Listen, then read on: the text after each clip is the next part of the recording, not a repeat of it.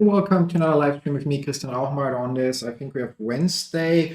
I hope you all had a great week so far. Welcome to another episode of Daily Market Mastery. It's going to be a short episode again, I assume, but I'm going to try to cover as much as I can. Before we jump into anything, however, as usual, the usual disclaimer, everything that I share in this live stream / video is my personal opinion and in no way financial or professional advice of any kind. You should always do your own research, consult certified professionals, draw your own conclusions, and make your own decisions.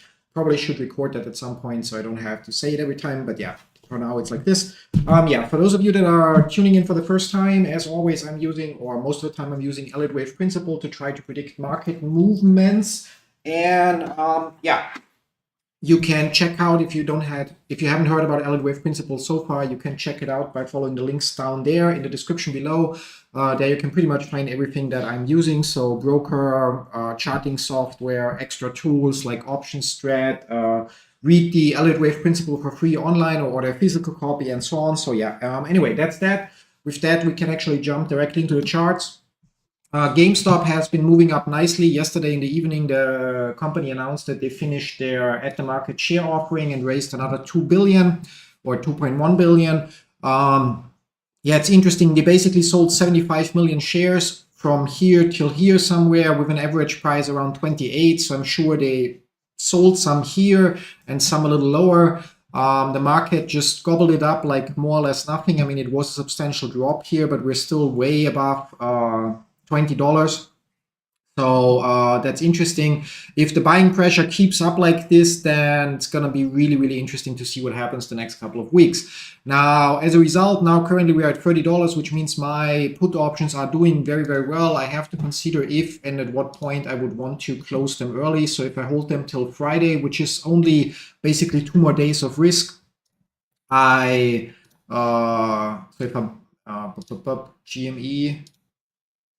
hello, let's try this again. 30 put option, 4 pieces. Not getting a bid, or I ask what's wrong here. Okay, let's switch back. So just to get an idea, so if I buy them back, I don't get a bid or I ask here. Is there something off? Or I mean, here it's updating, here it's not. Really, really weird. What do we have? 30 put option. Okay, there's really no price for them, which is weird. So nobody's trading them. Hard to believe, since every other ticker other than 25 is trading. Weird, yeah. So probably could, I don't know, somewhere in between. So I could right now, let's say somewhere between 200 or let's say $300 to $400. So let's say 350. So I could basically buy them back now and lock in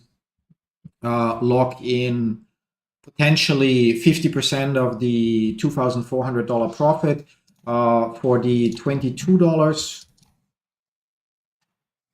There we also buy 2 pieces.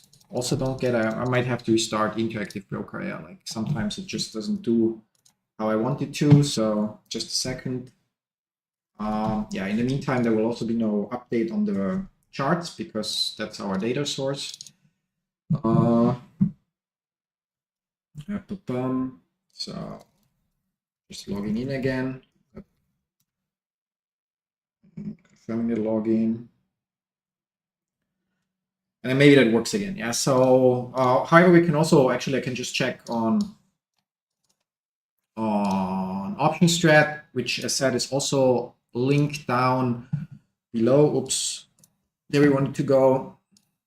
And we see theoretically, so right now I could lock in $1,000 profit.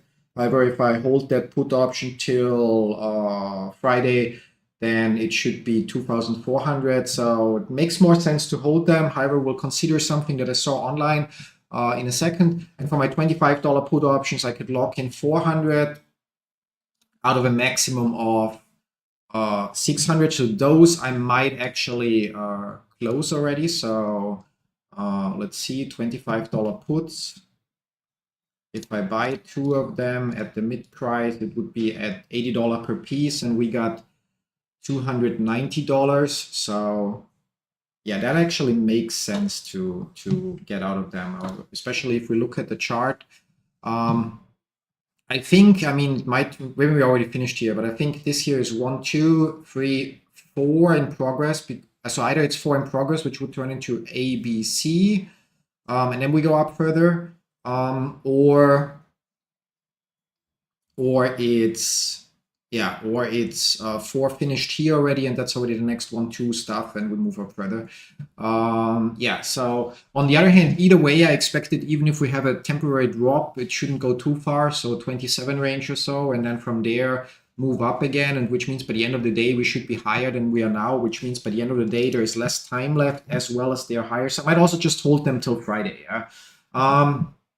The one thing that didn't go as planned is my, where is it even? SPY put option. So we can see the CPI data was quite good. And I mean, I have to admit, like here, my assumption was wrong. Like I looked now at today again, I looked a little bit closer, and the pattern makes more sense like this. So 1, 2, 1, 2, 3, 4, here now 5, and here we have 1, 2, 3, now we get 4, and then we get 5. So we'll finish this wave here, and that wave here will then only be the blue wave 3, wherever now I drag that point. And then we'll get a correction. Doesn't have to go like that. So basically, I'm going to keep an eye on it daily to try to catch that 0.3, and then we're going to go with another put option.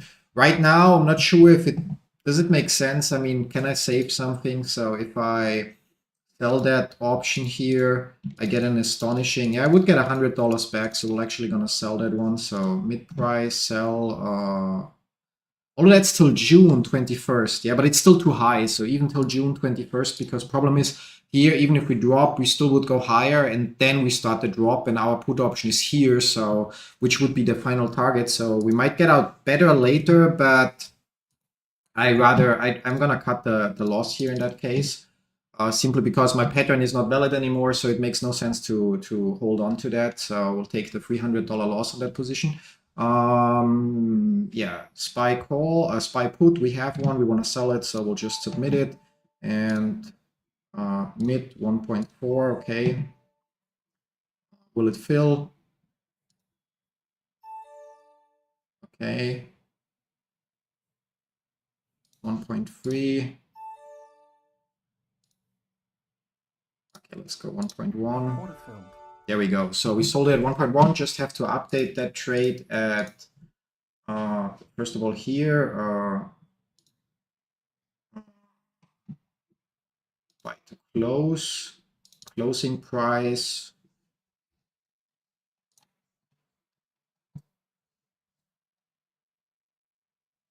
Closing price 1.1, yeah.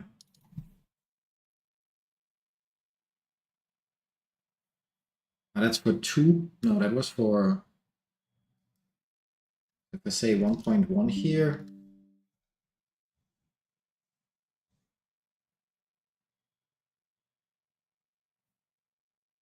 Yeah, that's the wrong position. So wondering. So safe trades. My SPY put, where is it? SPY sell to close, and we sold it at 1.1. So sell to close. So with that, we have that closed. Then I also have to do that in Theta Gang to properly keep track of the performance. So long put, close trade 1.1. So confirm close. And with that, well, we locked in a loss. It's still not that bad. So losers, is it there? Yeah. Okay. So we got out of that one. Barnes and Noble has been paused, or was paused yesterday. Now they're trading again.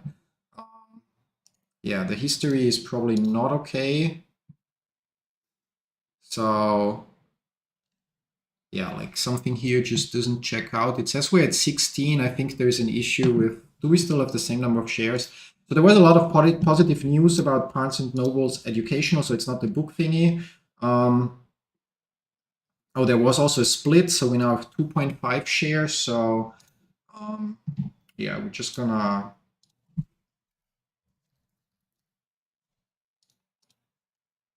$7.5.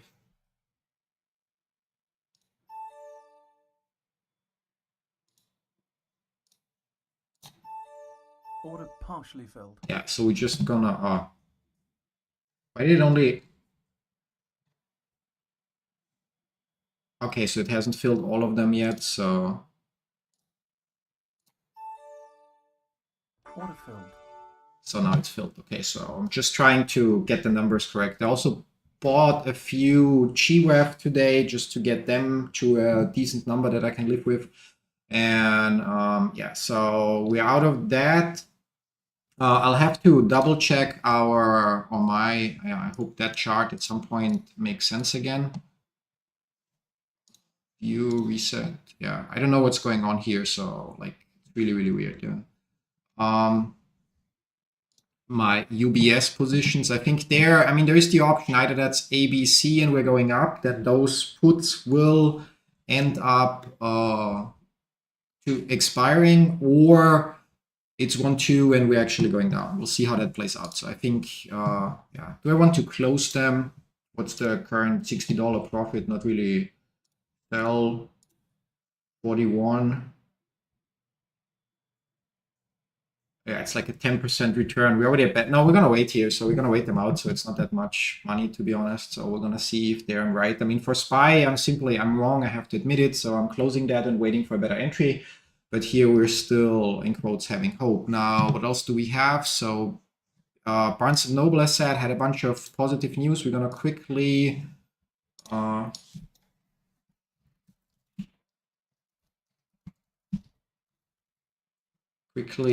take a look. Yeah. What? No, go back. Yeah, there you have. Okay, I accept news, although it's here in German. So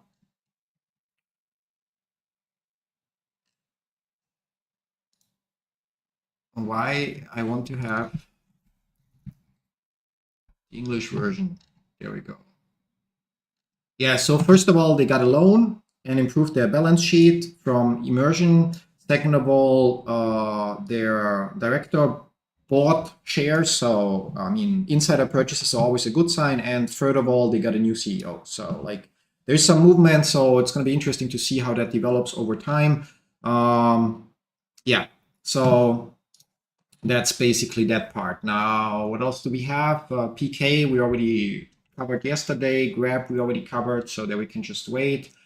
And yeah, which brings us back to GameStop. So basically, share offering completed. Question is like, how will that develop? Overall, there is still so sad. That's either 1, 2, 3, 4, 5. That could be 1, 2. That could be yeah. So either we're here in wave 5, we're in wave 3, or that's just wave B. We get wave C, and then we go up again. So overall, like, yeah, I don't see many issues here. If it would be earlier in the week, I would probably sell my options to wait for a little further correction and basically, or buy back my options and then sell them again. But the way things are, I'll just hold and let them expire on Friday. If we drop again below 30 and stay below 30 on Friday, then I might end up with a couple hundred shares. But as I already mentioned, I'm okay with that as well.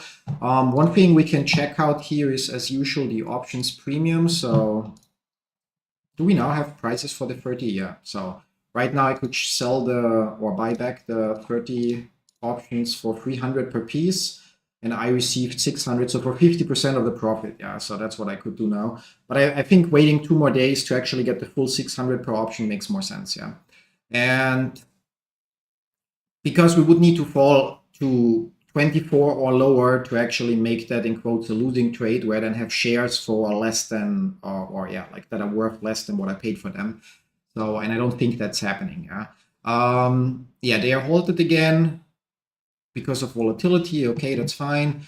And for next week, yeah, so there's actually, I saw a guy on Reddit, yeah, our favorite platform. I'm just gonna drag another window here. So option strat, that is so smooth-brained that he actually decided he's gonna, for June 21st, we need GameStop,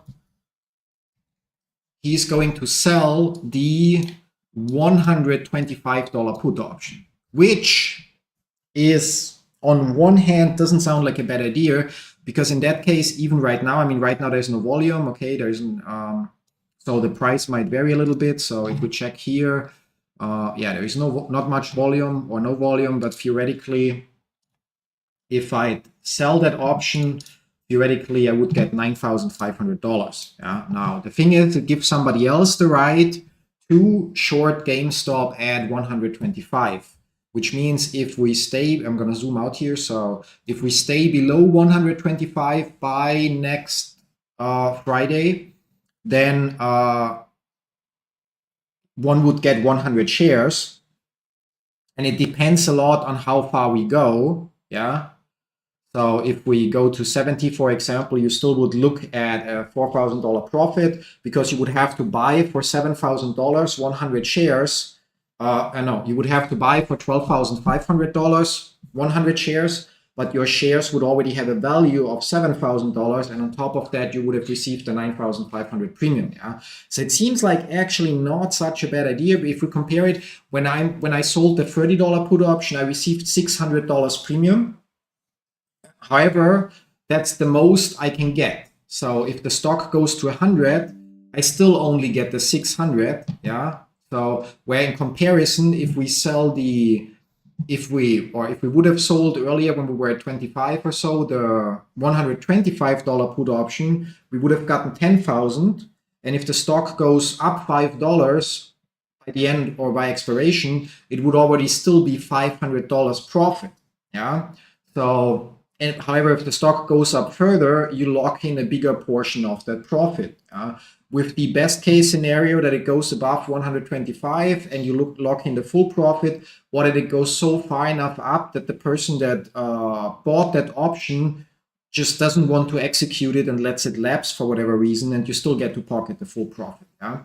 So the issue with that, however, is that really only at expiration you can cash in here, because even with the high implied volatility that right now is actually at 300% for June 21st. Yeah, so we bring that down to 300. So not range. If we, for example, look at this Friday, the curve for this option looks like this. So yeah, like to lock in half of the profit, we would need to be above $75 already on Friday. Yeah, now that would pay more, obviously, than it might still not be a bad play, actually. Yeah, so because if we go, so if I were to sell this one, for example, now, so I buy back my options and secure half the profit, which is $1,200 roughly. And then I sell the $125 put option for next Friday and receive a $10,000 premium. So, which basically means the premium is already the difference from where we are to where I have to buy. So minus a few dollars, which means that if we go down, it just means, okay, I have to buy at 130, but effectively, since I got, let's say, $10,000, it's still, I only have to use $3,000 from my capital, which is the same as buying at 30, yeah, which is the same commitment that I make when I'm selling the $30 put option, yeah. However, if we go up, depending on how far we go, so if we go to 50 or so, and that's right now the curve for what happens this Friday, or this Friday. So if we just go to 50, for example, I could already lock in a $2,000 profit, whereas my $30 put option will not pay more than 600. Yeah, which also means theoretically, I mean, in that case, you're obviously more likely to end up with shares. So that's one important aspect about this specific play. Yeah. So unless we shoot above 125, you are more likely to actually end up with shares. So that's one aspect to consider here. Yeah. However, like I could sell 5 of those, basically having then a net $15,000 commitment, and because I would get, we round that up to 10,000 right now because that's the number I would sell it for. So so we would get, if I sell 5 of those, I'd get $50,000. However, on the other hand, I probably, unless we go above 125 or close the positions early, would have to sell, or to buy them back sooner if we would go above 125 or so, it would potentially be like a couple 100% return. So if I buy 5 of those for basically the willingness to get 500 shares and have like 15,000 of my own capital that I would have to use as collateral or not, basically bring up for, I mean, if we say we sell 5 of those, if we then break even price would be 29.65, that's fine. And if we then go to 80, for example, by this Friday, you could lock in 15,000 profit. I mean, that would assume we go to 80, yeah. Might actually not be a bad play. Like, question is, I mean, let's zoom in a little bit. There we already have the ABC finished, yeah. So basically, it wouldn't make sense to do this now. But yeah, I think we should go up till here. That's a little bit weird, strong movement here, but that probably will be the next 1, 2. So here we already see an ABC. So 1, 2, 3, 4, and now we should get wave 5 that brings us up till here. So, and then that would be the point to take the profit on my existing options. And then it should give a retracement. So there should then be another bigger ABC that goes from either, so wherever we go, that takes us down again to 30 or 31, potentially even a little deeper, yeah? So which means on the movement up here, so assuming that's again like that wave is not finished yet, so on the movement up here, it would make sense so to, in quotes, at the top, sell my or buy back my current options for higher profit, and then on the down movement, on the ABC down movement, then sell the $30 put, because there then it's more likely, or it's more in profit, but it actually plays in my favor, because then with the next movement up, it moves into money faster. So for that, I would have to consider, so I assume we go to 34 at least, yeah. So if we go to 34, right now we are at 30, so we move $4 more. So at 34, so I would have to consider that here. So for the 31s, I could pay 100. Yeah, that's okay. So say I'm gonna buy back those 4 at 100, which is a good price, GTC. And for my 25s, they are right now here.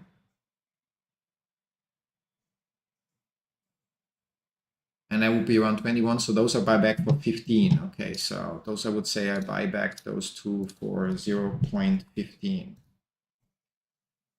GTC. Okay, so now we have those orders in place. So 30, so 26 would be around 100, or actually could say 0.90. Yeah, I mean, it's a little greedy, but yeah.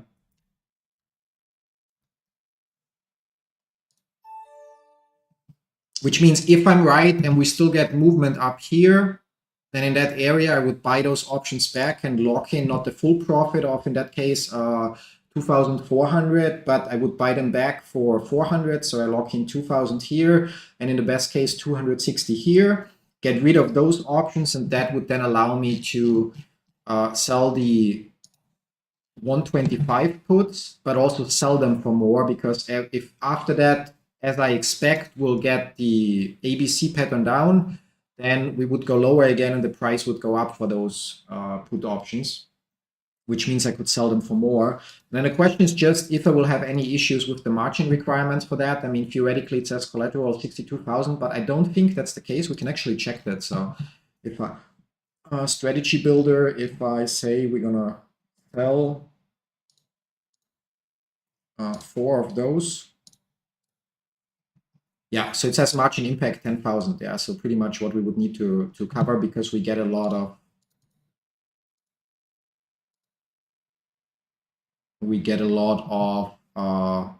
money, and we only have to cover basically the difference. So being able to buy at 30, for example. Yeah. So, and on the other hand, however, the profile for that thing would look, we'll have to do it like this. Yeah. would look quite interesting because even at 50, so if next week we're at 50, it would lock in an $8,000 profit, which is obviously more than I would get if I sell a regular $30 put option. Yeah. So I think that play has really some merit. So instead of selling the $30 put option, I mean, again, like when we trade the wheel, we would sell, okay, $30, $25, maybe even $20 put because we just want to collect the premium. And the premium would be, for example, here it would be for selling 5 of those, $270. So 2.7% return in 9 days. Here it would be $1,200, so 5% return. And for the $30 put, it would right now be $3,000. So, but for a $15,000 commitment, so like 18% return or so. So the return isn't bad. But it's also capped. So if the stock goes high up, there's just the maximum return. And if the stock would be at 50 or 60, we wouldn't get paid a lot for selling the same option again because it would be then far out of the money.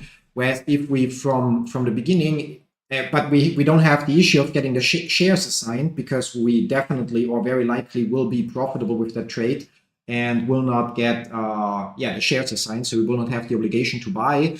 Whereas if we sell the $125 put option, obviously the only case where we don't get the shares is if the price goes above 125, or if we close the option early. However, if we expect the rally upwards, so if we expect the rally upwards and the stock goes to, let's say, 75 by this Friday, just humor me, then we could actually close those 5 options for a $25,000 profit, which is basically more than doubling my current portfolio. Whereas if we hold them till the end, we get the shares, but since we get that much premium paid, and on the other hand, then have to use 15,000 of our own money to get the 500 shares, it would be the same as if we just used our own money to buy 500 shares. So that's pretty much it. So we would still have a profit as long as we stay above, in that case, 29.65. So I think that trade really isn't that bad. Question is, will GameStop play out the way I think it will? So I said from the closer look, it looks like we have 1, 2, 3, 4 with the ABC down here. And we are now in the 5th wave up. The 5th wave could be finished here, but the most probable target line would be here or here. That's why I expect it might go up further, and that's why I set my buyback orders to close out my current put options at price levels or at price points that would potentially be reached, or that we could reach if the pattern plays out like I think. And then from there, we would then potentially see another ABC. That ABC, depending on how high we get here, would retrace into the 30 area most likely. And at that point, the payout or the price we get or the net credit we get for the 125 put option would be higher, which means selling them at that point makes the most sense. And now we can also double check real quick. So if that's our wave 1, we retraced almost exactly to the 61.8 retracement, and our wave 3 probably retraced to the 38.2 or 50. Come on.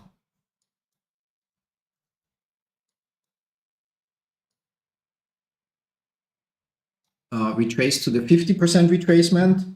That pattern, I think it checks out. 1, 2, 3, 4, and now we are in wave 5. Wave 5 could be finished here, and in that case, we would get some ABC pattern down here and then go up from here. But I assume that wave 5 here is still in progress, and that will see the area of 33 to 37. And then from there, then develop the next ABC pattern, which would then, as said, be a retracement again to the 38.2% line, depending on how high we get here. And let's see if that plays out. If we zoom out again, I think on the hourly chart, so like just for those that are not familiar with the overall pattern, if we zoom out again, we have our 1, 2, 3, 4, 5. That's our correctional wave, although it's hard to see the ABC pattern in there, but it has to be there.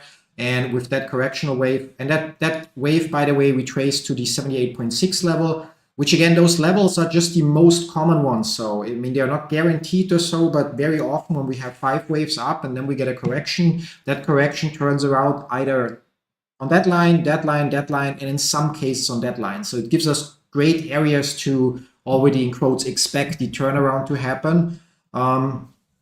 And yeah, so like here, for example, we turn around the 61.8% retracement. Here we turn around, okay, here we fell a little bit further, so almost the 78.6. As I said, it's not a guarantee, it's not something that's always hitting the nail on the spot.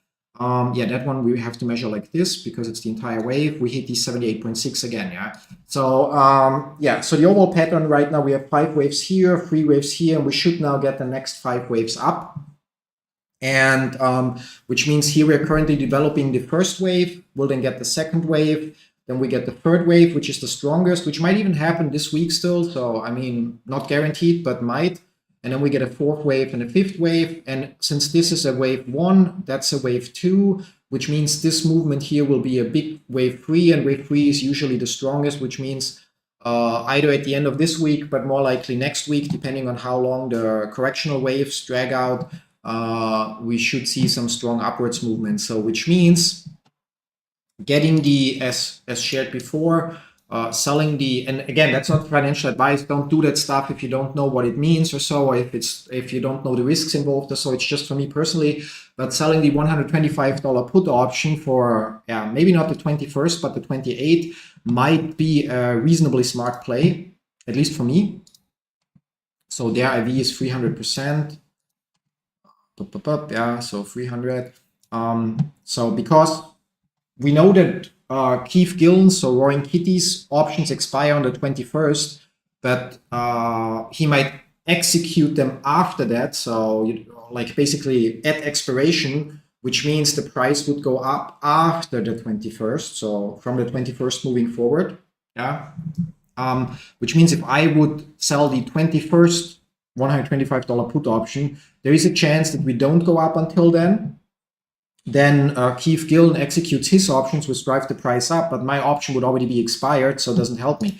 By taking the 28th, yeah, we see money-wise it's hard to judge because there is no volume. So, or there's, yeah, next to no volume. We see there is like volume 1 for that one and volume 0. Although here I could even sell the 128 one, so it pays a little better in theory. But it gives me another week. If I do it while the price still is around 30-ish or so, it would be the same as saying I'll buy 500 shares at 28.67, so the break-even point, because all the premium that we get. And if we see a rally up, so if by the 21st, for example, or on the 22nd, we see a rally up, and let's say we reach 100, I could actually lock in 30,000 profit by selling those options, or actually buying them back.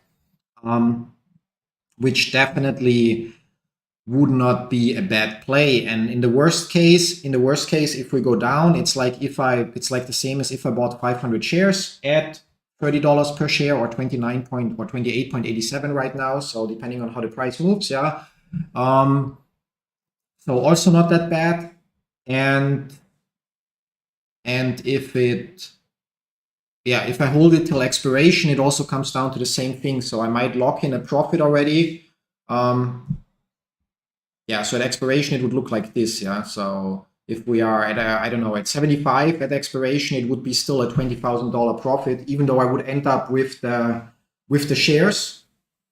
But those 500 shares would then also be worth more already. So it actually is quite a bullish play. So, and I think it's not a bad play because, again, compared to just selling the core difference is compared to the real strategy where you sell put options to earn premium and you don't want to get the shares, that in this case, you very likely will end up with the shares. Yeah, so that's the other side of the coin. But if you actually would like to get the shares and get paid and still participate on the upwards profit, let's put it like this.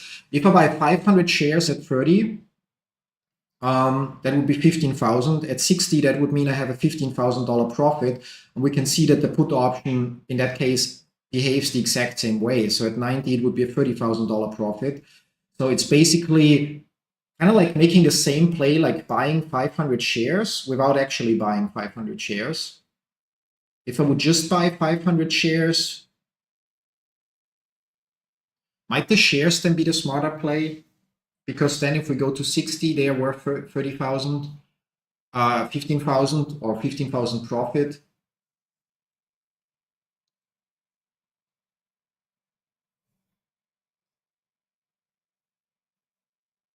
So